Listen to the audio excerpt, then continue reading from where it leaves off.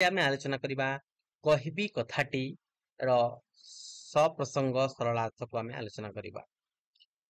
ପ୍ରଶ୍ନ ନମ୍ବର 38 କ ପଥର ଉପରେ ଆଙ୍କିଛନ୍ତି ଛବି ଅପରୂପ ମନୋହର।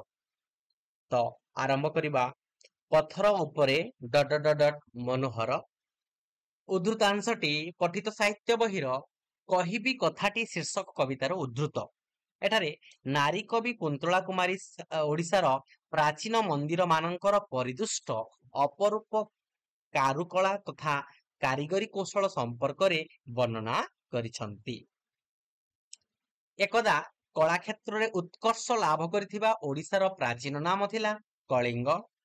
ଉତ୍କଳୀୟ ରାଜା ମହାରାଜା ମାନେ ଉତ୍କଳର ପୁରପଲ୍ଲୀ ଓ ନଗର ମାନଙ୍କରେ ବହୁ ମନ୍ଦିର, ପୁଷ୍କରିଣୀ, ବନ୍ଧ ଓ ଦୁର୍ଗାଦି ନିର୍ମାଣ କରି ଯାଇଛନ୍ତି। ପୁରୀର ଜଗନ୍ନାଥ ମନ୍ଦିର, କୋଣାର୍କର ସୂର୍ଯ୍ୟ ମନ୍ଦିର ଏବଂ ଭୁବନେଶ୍ୱର ଲିଙ୍ଗରାଜ ମନ୍ଦିର ଆଦିର ପ୍ରସ୍ତର ଗାତ୍ରରେ ଓଡ଼ିଆ ଶିଳ୍ପୀ ବିସ୍ମୟକର କଳା ସୃଷ୍ଟି କରି ଯାଇଛନ୍ତି। ପଥରରେ ଖୋଦିତ ମୂର୍ତ୍ତି, ପଶୁ, ପକ୍ଷୀ, ବୃକ୍ଷ, ଲତା ଆଦି ଦେଖିଲେ ଓଡ଼ିଆ ଶିଳ୍ପୀ ମାନଙ୍କର ଜୀବନ୍ତ କଳା ନୈପୁଣ ତଥା କାରିଗରୀ କୌଶଳକୁ ପ୍ରଶଂସା ନ କରି ରହି ହୁଏ ନାହିଁ। ସ୍ଥାପତ୍ୟ କଳା ଓ ସାହିତ୍ୟ ଓ ଓଡ଼ିଆ କାରିଗରର ଶିଳ୍ପୀମାନେ ଯେଉଁ ମନୋହର ଛବି ଖୋଦନ କରି ଯାଇଛନ୍ତି ତାହା ସାରା ବିଶ୍ୱରେ ବିସ୍ମୟ ସୃଷ୍ଟି କରିପାରିଛି। ସେମାନଙ୍କର କାଳୟୀ କୃତି ସ୍ମରଣ କରି ଆମେ ଗର୍ବିତ ତଥା ଗୌରବାନ୍ୱିତ ହୋଇଥାଉ। ଗୁମ୍ଫା ମାନଙ୍କରେ ଖୋଦିତ ଶିଳାଲିପି ଠାରୁ ଆରମ୍ଭ କରି ମନ୍ଦିର ମାନଙ୍କରେ ଅପୂର୍ବ କାରୁକାର୍ଯ୍ୟ ସେମାନଙ୍କର ଅପୂର୍ବ ସୁନିପୁଣ କଳାକୃତିର ମୂକ ସାକ୍ଷୀ ଭାବେ ଉଭା ହୋଇଛି। ଖ ନମ୍ବର କିଏ ସରି ହେବ ଗୁଣ ଜ୍ଞାନେ ତାଙ୍କୁ କିଏ ସରି ହେବ ତେଳେ। କିଏ ସରି ହେବ ସରି ହେବ ତେଳେ। ଉଦ୍ଧୃତାଂଶଟି ନାରୀ କବି କୁନ୍ତଳା କୁମାରୀ ସାବତଙ୍କ ରଚିତ କହିବି କଥାଟି ଶୀର୍ଷକ କବିତାରୁ ଆନିତ। ଏଠାରେ କବି ପ୍ରାଚୀନ ଉତ୍କଳର ରାଜା ମହାରାଜାଙ୍କର ଅପୂର୍ବ ଶୌର୍ଯ୍ୟ, ବୀର୍ଯ୍ୟ, ବଳ, ବିକ୍ରମ ଉପରେ ଆଲୋକପାତ କରିଛନ୍ତି।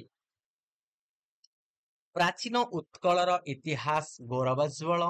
ଏ ରାଜ୍ୟରେ ମହାମେଘବାହନ ଐର ଖାରବେଳ, ଗଜପତି, ପୁରୁଷୋତ୍ତମ ଦେବ, ବିଶ୍ୱ ପ୍ରସିଦ୍ଧ ଜଗନ୍ନାଥ ମନ୍ଦିରର ନିର୍ମାତା ଅନଙ୍ଗ ଭୀମଦେବ ଏବଂ କେଶରୀ ବଂଶର ଶ୍ରେଷ୍ଠ ରାଜା ଯୟାତି କେଶରୀ ଆଦି ନିଜର ଅସାଧାରଣ ବୀରତ୍ୱ ଓ କୀର୍ତ୍ତିରାଜି ଦ୍ୱାରା ନିଜକୁ ଚିର ଅମର କରି ଯାଇଛନ୍ତି।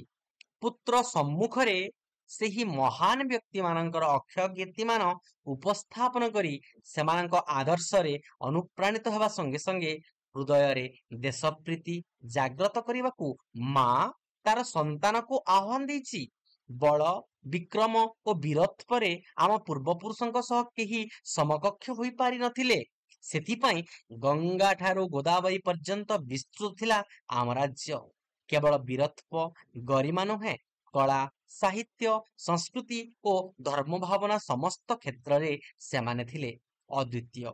ରାଜା ମହାରାଜାଙ୍କର ପ୍ରୋତ୍ସାହନ ଓ ପୃଷ୍ଠପୋଷକତାରେ ଉତ୍କଳର ପୁରପଲ୍ଲୀ ଠାରୁ ଆରମ୍ଭ କରି ସହର ନଗର ପର୍ଯ୍ୟନ୍ତ ବହୁ ମନ୍ଦିର, ପୁଷ୍କରିଣୀ, ବନ୍ଧ ଆଦି ନିର୍ମିତ ହୋଇଥିଲା।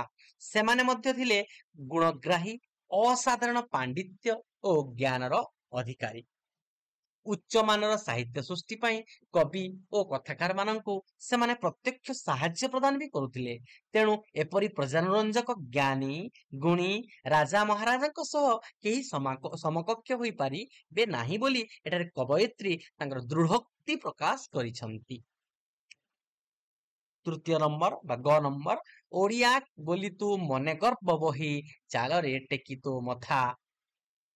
ଓଡ଼ିଆ ବୋଲି ଟେକି ତୋ ମଥା। ଲେଖିବା ଉଦ୍ଧୃତାଂଶଟି ପଠିତ ସାହିତ୍ୟ ବହିର କହିବି କଥାଟି ଶୀର୍ଷକ କବିତାରୁ ଆନିତ। ଏଠାରେ ନାରୀ କବି କୁନ୍ତଳା କୁମାରୀ ଓଡ଼ିଶାର ପୂର୍ବପୁରୁଷ ମାନଙ୍କର ଅମର କୃତିରେ ଗର୍ବିତ ଉତ୍କଳୀୟ ସନ୍ତାନଙ୍କୁ ପ୍ରାଚୀନ ଗୌରବ ସ୍ମରଣ କରି ସ୍ୱାଭିମାନୀ ହେବା ପାଇଁ ଆହ୍ୱାନ ଦେଇଛନ୍ତି। ଉତ୍କଳର ଅତୀତ ଥିଲା ଗୌରବମୟ। ଉତ୍କଳର ସନ୍ତାନ ଭୁଲି ଯାଇଛି ତାର ପୂର୍ବପୁରୁଷଙ୍କର ଅକ୍ଷୟ କୀର୍ତ୍ତିରାଜି। ଯେଉଁ ଓଡ଼ିଆ ପୁଅ ଦିନେ ସାରା ବିଶ୍ୱରେ କଳା, ସାହିତ୍ୟ, ସଂସ୍କୃତି, ଧର୍ମ ଭାବନା, ପ୍ରତିରକ୍ଷା ଓ ବାଣିଜ୍ୟ ବ୍ୟବସାୟ ଆଦି ସବୁ କ୍ଷେତ୍ରରେ ନିଜର ଶ୍ରେଷ୍ଠତ୍ୱ ପ୍ରତିପାଦିତ କରିପାରିଥିଲା। ସେମାନଙ୍କ ଦାୟାଦ ମାନଙ୍କର ନିଷ୍କ୍ରିୟତା ଯୋଗୁଁ ସେସବୁ ଆଜି କ୍ରମଶଃ ବିଲୁପ୍ତ ହେବାକୁ ବସିଲାଣି। ଏହି ଉତ୍କଳ ଭୂଇଁରେ ଖାରବେଳ, ପୁରୁଷୋତ୍ତମ ଦେବ, ଅନଙ୍ଗ ଭୀମଦେବ ଏବଂ ଜୟାତି କେଶରୀଙ୍କ ପରି ରାଜା ମହାରାଜ ମାନେ ପ୍ରସିଦ୍ଧ ଯୋଦ୍ଧା ଭାବରେ ରଣଭୂମିରେ ଅପରିସୀମ ବୀରତ୍ୱର ପରାକାଷ୍ଠା ଦେଖାଇଥିଲେ। ଉତ୍କଳୀୟ କବିମାନଙ୍କର କାଳଜୟୀ କାବ୍ୟ କବିତା ଉତ୍କଳ ସାହିତ୍ୟ ଜଗତରେ ଗୋଟିଏ ଗୋଟିଏ ଅମ୍ଳାନ କୃତି।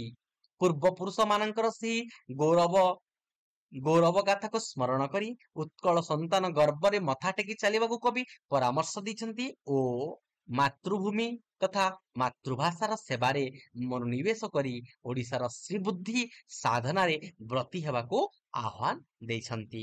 ତ ପିଲାମାନେ ଏଥିଲା କହିବି କଥାଟିର 3ଟି ସରଳାର୍ଥ ତୁମେ ମାନେ ବୁଝିପାରୁଥିବ, ତାକୁ ଲେଖିପାରିବ। ସମସ୍ତଙ୍କୁ ଅଶେଷ ଅଶେଷ ଧନ୍ୟବାଦ।